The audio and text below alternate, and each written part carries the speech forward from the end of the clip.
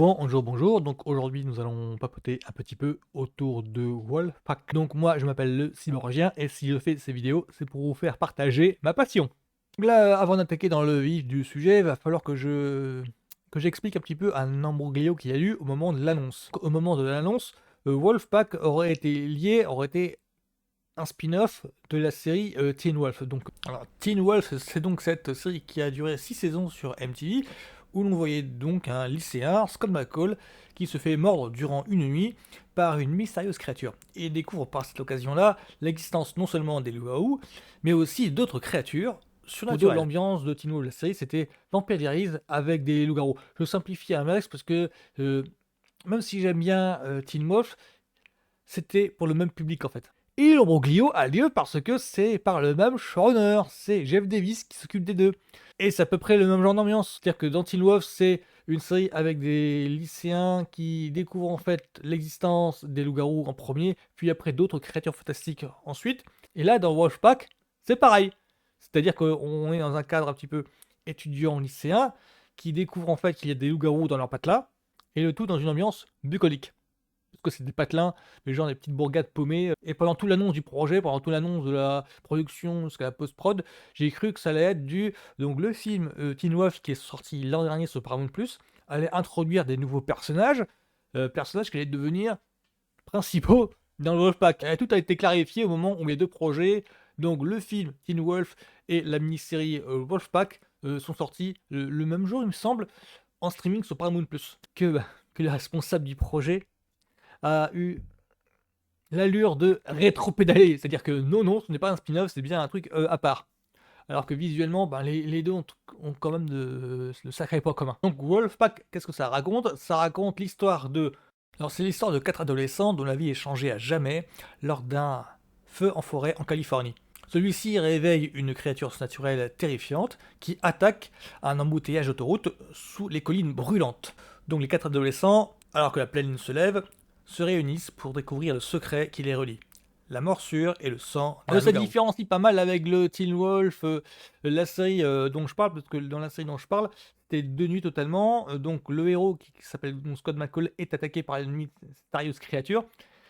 Et l'intérêt de la première saison, c'était justement de voir notre héros qui découvre de fil en aiguille que, attends, mais c'est une mystérieuse créature, ne soit pas un loup-garou. Du coup, dans le Wolfpack, ce qui différencie totalement à Teen Wolf, c'est en plein jour, il y a plusieurs personnes qui sont attaquées en même temps par la mystérieuse créature, donc il ne peut pas y avoir de personnages extérieurs qui minimisent en fait les témoignages en question, vu qu'il y a plusieurs témoignages aux alentours au même moment. Tout le monde est conscient qu'il y a un truc bizarre, chelou qui s'est produit, et donc les jeunes essayent de voir, de chercher, je dirais pas un petit peu la Scooby-Doo, mais presque, ben, quel est le nom de cette mystérieuse créature. Oui, ça c'est un truc qui m'a paru flagrant en fait au niveau des différences. C'est dans Teen Wolf, donc le mec essaye d'agir un peu malgré lui, de cacher en fait les enquêtes, les investigations qu'il fait. C'est un lycéen, c'est pas un reporter, on est d'accord, mais les recherches qu'il fait sont semblables à un journaliste. Alors que dans le Wolfpack,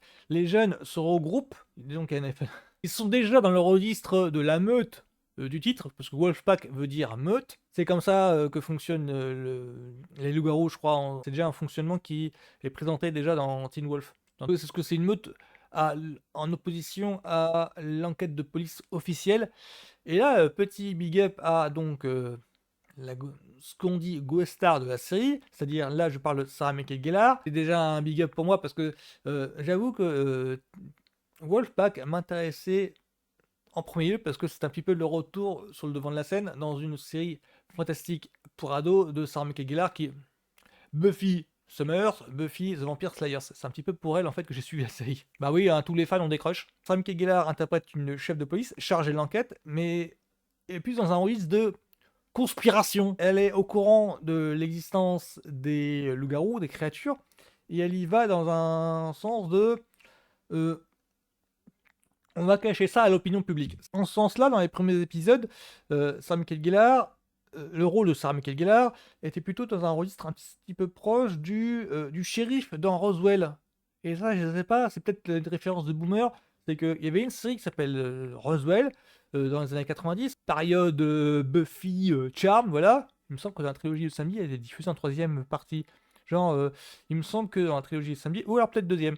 Je sais plus en quel ordre c'était. Cette série Roswell, ça raconte l'histoire d'adolescents dans le patelin à Roswell, mondialement connu, on va dire, enfin surtout par les fans de science-fiction fantastique, comme étant la ville où c'était craché, une secoue volante. Alors là, je sais pas trop si c'est. J'ai un doute à ce sujet-là. Est-ce que la ville existait déjà avant le crash, ou elle s'est développée et a donc une allure de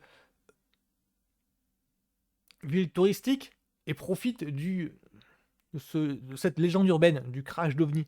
Parce que la série nous montrait en fait comment vivent des adolescents dans ce patelin-là. Dans ce patelin où toute l'activité économique repose sur cette légende urbaine. Au début, nous voyons donc trois adolescents qui sont donc d'origine extraterrestre, et dans le premier épisode, nous voyons donc une adolescente normale du patelin qui découvre que l'un de ses camarades de classe, pour qui elle crush, est un alien. Je sais pas trop si ça vous dit quelque chose. Dans la première saison, il y a juste une ambiguïté sur les motivations du shérif du patelin.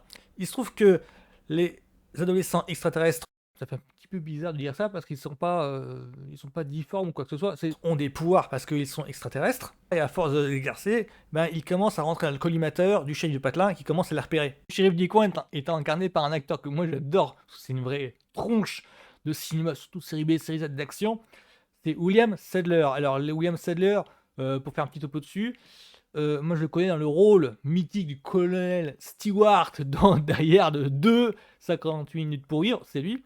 Et pour moi, le rôle de Sarah Michael Gellar dans Wolfpack ben, est un petit peu similaire. Dans le sens où elle mène sa propre enquête, mais de fil en aiguille, on peut se demander, mais elle a quelles sont ses motivations exactes au personnage de Sarah Michael Gellar? Moi, je craignais au début de cette mini-série, de ces 8 épisodes, qu'elle soit juste la Go Star de Luke en fait. Genre la Go Star, pas l'attraction de la série pour faire venir les boomers regarder le truc. Et au fur et à mesure, elle se révèle un personnage clé en fait. C'est ça qui me fait regretter qu'il n'y ait pas de saison 2, parce que la série a été annulée, je l'ai appris là il y a pas mal de temps, enfin il y a quelques temps. Donc là je vais attaquer mon avis, c'est que mon avis sur Wolfpack c'était que euh, la série est décevante si on s'attend à un truc à la Teen Wolf, alors que c'est très différent de Teen Wolf.